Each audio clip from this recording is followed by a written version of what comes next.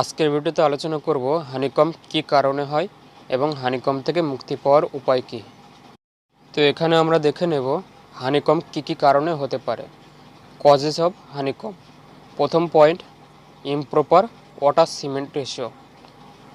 Second point, improper clear cover. এবং তৃতীয় পয়েন্টে দেওয়া আছে ইনঅ্যাডিকুয়েট কম্প্যাকশন ডিউরিং কাস্টিং। তো এবার এই তিনটি পয়েন্টকে আমরা প্র্যাকটিক্যালি এক এক করে আলোচনা করব। প্রথম পয়েন্ট ছিল ইমপ্রপার ওয়াটার সিমেন্ট রেশিও। এটার মানে হলো যদি ওয়াটার সিমেন্ট রেশিও ঠিকঠাক না থাকে তাহলে খুব সহজে কংক্রিট ড্রাই হয়ে যাবে এবং হার্ড হয়ে যাবে। এর ফলে খুব সহজে হানিকম্ব দেখা দেবে। সেজন্য মাথায় রাখতে হবে যে ওয়াটার সিমেন্ট রেশিওটা যেন প্রপার থাকে, তাহলে হানিকম্ব থেকে মুক্তি পাওয়া যাবে। দ্বিতীয় পয়েন্টে ছিল ইমপ্রপার ক্লিয়ার কভার। এটির মানে হলো কলাম বা বিম বা স্ল্যাব যাই হোক না কেন, যদি ক্লিয়ার কভার ঠিকঠাক না থাকে তাহলে কংক্রিট ঠিকঠাকভাবে প্লেসিং হবে না।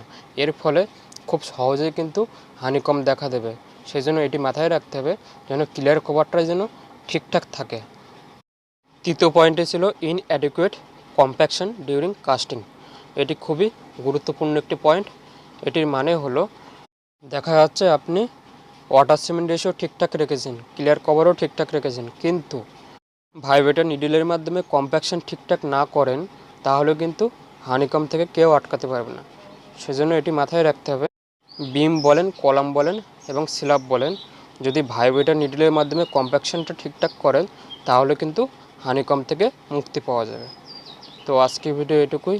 যদি ভিডিওটি ভালো লেগে থাকে তাহলে প্লিজ লাইক, শেয়ার, কমেন্ট এবং সাবস্ক্রাইব করবেন। দেখা হবে পরবর্তী ভিডিওতে। ততক্ষণ ভালো থাকবেন, সুস্থ থাকবেন।